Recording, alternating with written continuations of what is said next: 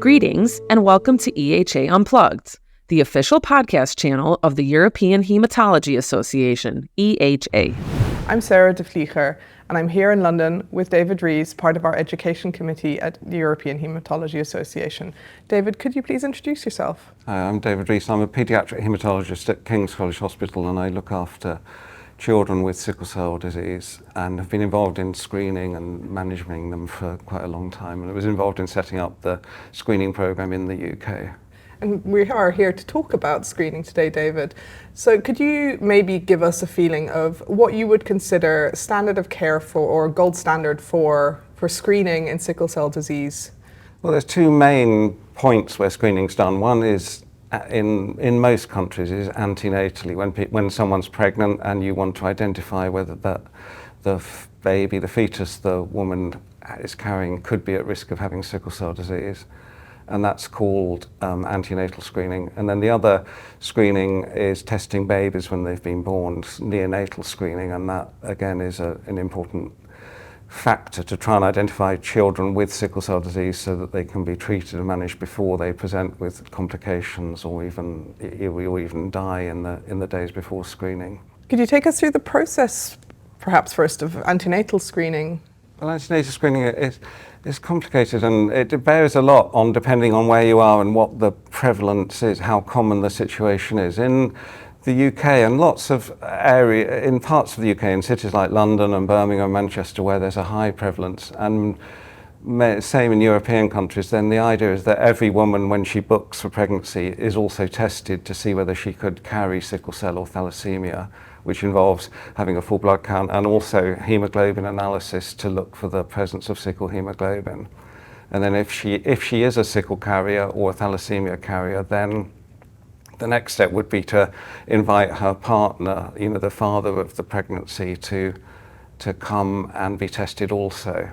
And if both of those people are carriers that put the fetus at risk of developing a significant hemoglobinopathy, then the couple are counselled regarding that risk. And what the counselling's for depends a bit what country you're in. The idea is to give mothers choice so that they know, or couples choice so that they know they're at risk of having an affected baby, and the choice is really involves, part of that choice is whether they want to continue the pregnancy and have a termination. Obviously that varies quite a lot culturally, and in the UK that is the primary purpose of the antenatal screening program. In some countries it's more about choice and giving information so that people can prepare for the possibility of having a child with a medical condition. I can imagine that's quite a difficult conversation to have.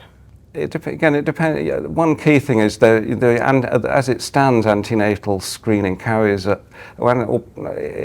both couples are at risk, then the next step is to have prenatal diagnostic testing, where you have the standard is to have an invasive test involving an amniocentesis or chorionic villus sampling, where you put a needle into the womb, which is, well, firstly uncomfortable, and secondly does increase the risk of miscarriage by a small amount. Probably it's only a very small amount, but it's probably still there.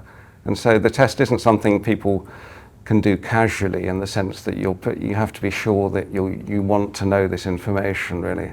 Mm-hmm. And you have to be sure that the information is going to be useful, in the sense that you're putting the fetus at risk, and it's not just like a harmless blood test where you get the information and you can then, once you've got the information, you can decide what you want to do with it. You have to really think why you're having the test done. People are developing, there are available and they're in development ways of doing the test by using maternal blood, so in a non-invasive way, because there are small amounts of DNA and cells from the fetus in a mother's blood when they're pregnant, and you can test that, although it's technically still quite difficult to try and identify whether the fetus is affected by sickle or not. That can be done, although it's still not 100% sensitive and specific. It's still not of the standard required for a prenatal diagnosis, but it is being developed, and that is likely to become an important option in the fairly near future. Okay, and chorionic villus sampling, can that be done at any point during pregnancy? No, I mean, I think it has to be done can't be done before about 11 weeks, 10 or 11 weeks. People went through a phase of doing, people used to do it earlier, and it caused fetal abnormalities, it caused loss of fetal limbs and things like that. So 11, 12 weeks is the earliest it can be done, and it can be done up to about 14 or 15 weeks, and after that amniocentesis tends to be done, where you just take the fluid out from around the baby. The earlier it can be done, the better, in the sense that if you're taking a choice about terminating a pregnancy, that's a much easier decision, really, if you're early on in the pregnancy. Or certainly termination is much easier if you're 8 weeks pregnant compared to 16 weeks pregnant. So it makes it a slightly different choice and a more realistic choice, which is where the non-invasive testing also has an advantage. That can be done earlier. What's the utility of doing invasive tests in an area or a country where termination might not be an option?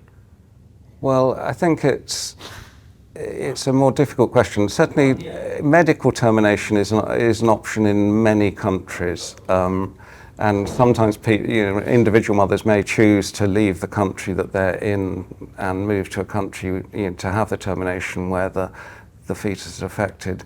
It is useful information, and some people in this country want to know. They know they won't have a termination, but they feel they want to know, that they want to prepare themselves mentally for having a baby who could have medical problems. Because sickle cell disease doesn't affect the fetus in the womb, and it doesn't really have cause any clinical problems till a few months of life at the earliest. There's no strong medical reason for finding out. It doesn't alter how the pregnancy is managed or how the birth is managed. But for some people, it's important information, and they just want to mentally prepare for having a baby with that. I think the other important point about it is that I think you can't make any assumptions about what people will choose, and the idea that if you're Catholic or Muslim, you wouldn't necessarily consider termination isn't individually true, and it's important that everyone is offered the choices in the same way, and you don't have any preconceptions, certainly. So in most of the world, then termination isn't legal, but and in most of the world where sickle cell occurs, then it's either not available or not legal. Although medical termination, which we're sort of talking about, is has different rules applying to it.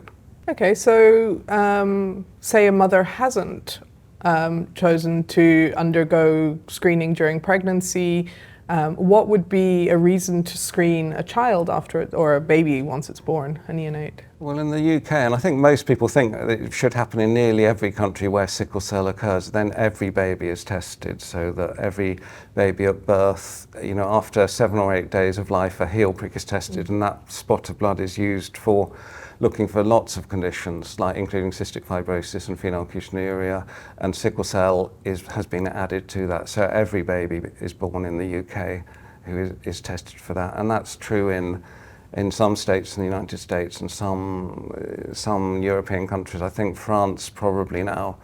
The alternative is and what used to happen is that I try and identify babies at high risk of having sickle by well, it may be their mothers have been tested, all based on their apparent ethnicity, or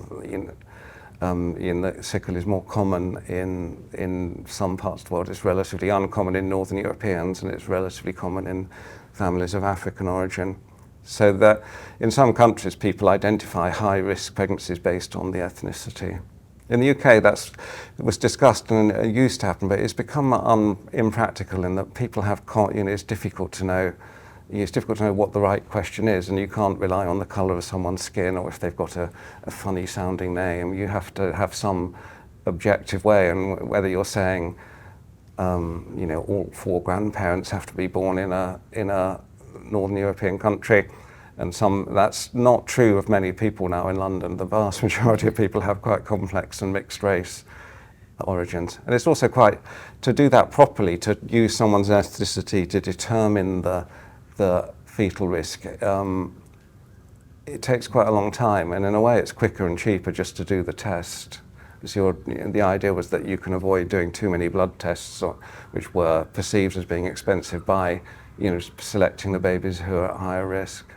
So in the UK it's universal neonatal screening for sickle, and I think that is the idea is that that really maybe should be used across Europe, and lots of people think that that should apply in every European country now that the numbers of people with sickle cell is increasing really across Europe. In previous low prevalence areas, it's now quite common.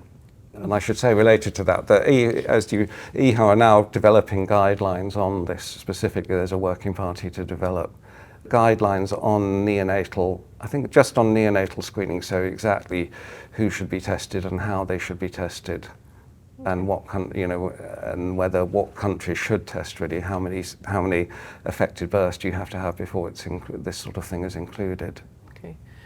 Do you often find that there are challenges in approaching screening with parents? There's screening, not hugely. I think there was concern that occasionally, people who are, their parent, they've lived in a certain part of England for all their life, and all their ancestors have lived in the same village, and they don't like the idea that they're going to be tested for some disease that is not common in Northern Europeans. In general, there's not really much resistance to it. As I say, it's part of a more general neonatal screening where lots of conditions are tested for, like cystic fibrosis as well.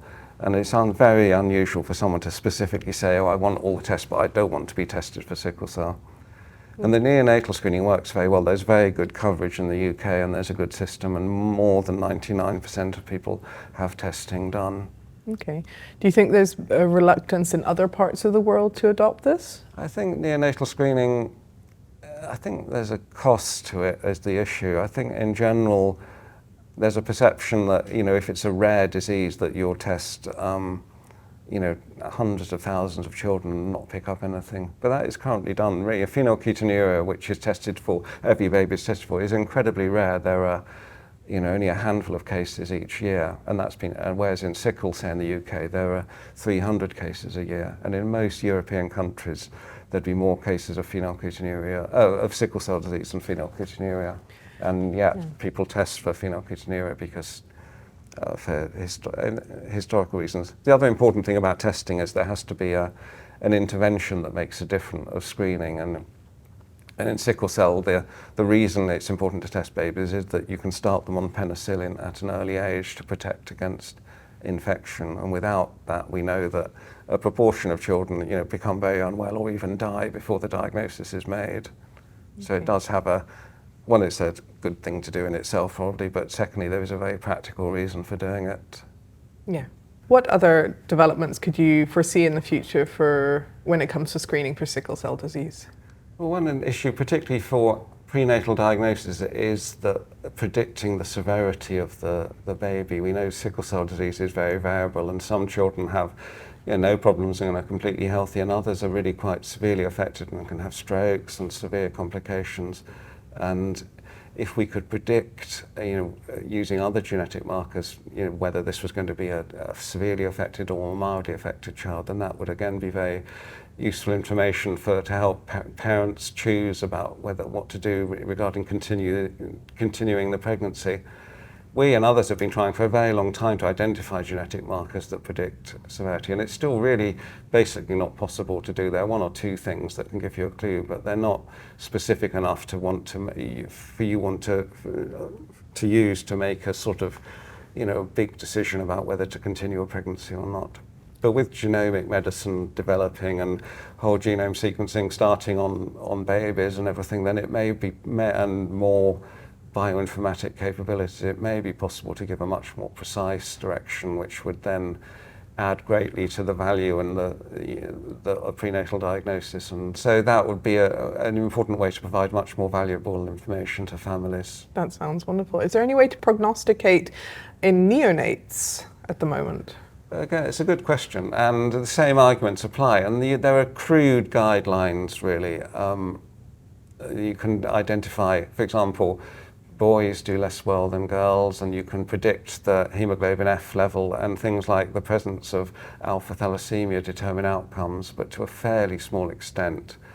I think the issue for that is why at the moment there are some curative treatments, but they're all quite toxic. They all involve basically myeloablation and a risk of severe complications. So though if you could predict which children are going to have, say, a stroke, then there would be a strong argument for giving these quite toxic curative treatments at an early stage. We've tried, and others again have tried quite hard to predict stroke and identify factors, and again, whilst we found some factors, we haven't found enough to actually, make a big decision on, clinical decision where you say yes, no, we're going to transplant them or not. I think that will change as curative treatment becomes more widely available and less toxic. Then I think we will reach the stage, as I said previously, that every fetus, every baby potentially has a curative treatment, so the need to discriminate between severe and mild will become less important. If we were to, get in a time machine and go 50 years in the future, what would you hope for screening for sickle cell disease? I think, to be honest, the screening is pretty good now. I think every country in Europe should test every baby born for sickle cell disease. And more importantly, it's almost where sickle cell is most common in Africa and India, there's almost no neonatal screening. So if you wanted to wish something, it would be that the neonatal screening had been set up in these countries where it would actually have a huge impact in that 80% of people die in childhood, and a large proportion of that is preventable by starting penicillin and other preventive measures at an early age. So if you could go ahead and say in 50 years, you'd really hope that Nigeria and Congo and India have a national neonatal screening program and every baby is tested. That would be wonderful. It would, and that would make far more difference than we make in the UK. I mean, we make a difference, but you could make a huge difference there. Okay. Well, and that will become more relevant as curative treatments become available. And with gene editing, I think in 50 years, almost certainly that will be a widely available treatment, and so it will be possible, potentially to cure babies neonatally.